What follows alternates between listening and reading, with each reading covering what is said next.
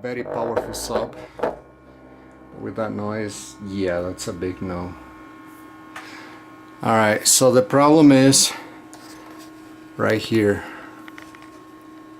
Sorry for the crappy filming, I don't have a lot of space here. Not a lot of light either. See that? I don't know if you can see it, but that's where the problem is.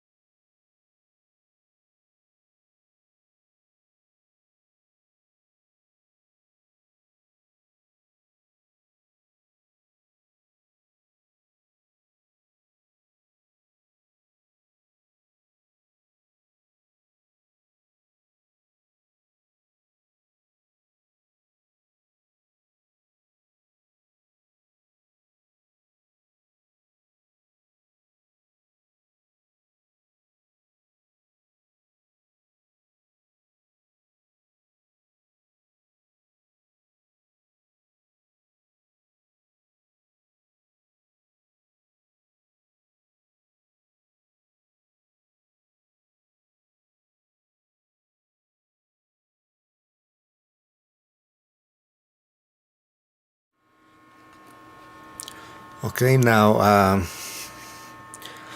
I left it drying the whole night.